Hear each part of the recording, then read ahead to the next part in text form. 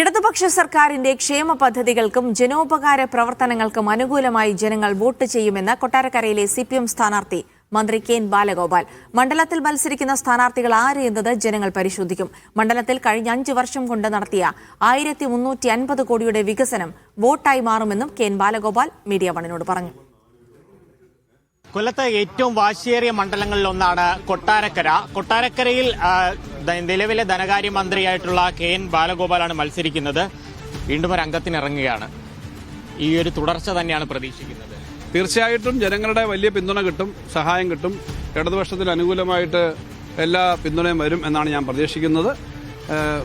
ജനങ്ങളോടൊപ്പം നിന്ന് പ്രവർത്തിക്കുന്ന ആളുകളെന്ന നിലയിൽ ഇടതുപക്ഷത്തിന് നല്ല പിന്തുണ ഉണ്ടാകുമെന്ന് പ്രതീക്ഷിക്കുന്നു. 1350 കോടിയുടെ വികസനമാണ് 5 വർഷം കൊണ്ട് കൊട്ടാരക്കരയിൽ നടത്തിയതായി പറയുന്നത്. അതെല്ലാം വോട്ടായി മാറും. തീർച്ചയായിട്ടും ജനങ്ങളുടെ കൂടെ നിന്ന് അവരുടെ കാര്യങ്ങൾ ചെയ്യുന്ന ഒരു മുന്നണി എന്ന നിലയിൽ അതെല്ലാം വോട്ടായി മാറും എന്ന് പ്രതീക്ഷിക്കുന്നു.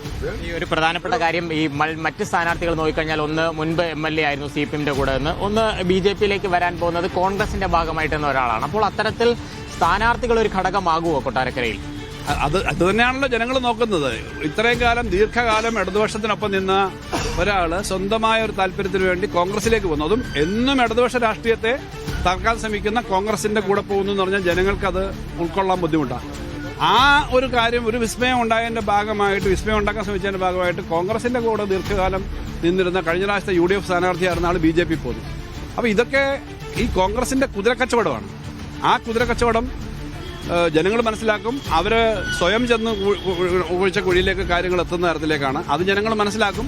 ജനങ്ങൾ രാഷ്ട്രീയമായിട്ടുള്ള എല്ലാ കാര്യവും മനസ്സിലാക്കും. ധനകാര്യമന്ത്രി എന്ന നിലയിൽ ആളുകളുടെ ദൈനംദിന ജീവിതത്തിൽ പോലും ഇടപെടാൻ കഴിയുന്ന പല പ്രഖ്യാപനങ്ങളും നടത്താൻ കഴിഞ്ഞു. അതും അനുകൂലം തന്നെയായിരിക്കും. തീർച്ചയായിട്ടും ദൈനംദിന ജീവിതത്തിൽ ജനങ്ങളുടെ ഓരോ വീട്ടിലും ചെല്ലുന്ന 2000 രൂപ ക്ഷേമ പെൻഷൻ ഓരോ മാസവും ചെല്ലുന്നത് നേരത്തെ കിട്ടാതിരുന്നത് കൃത്യമായി കിട്ടുകയാണ്.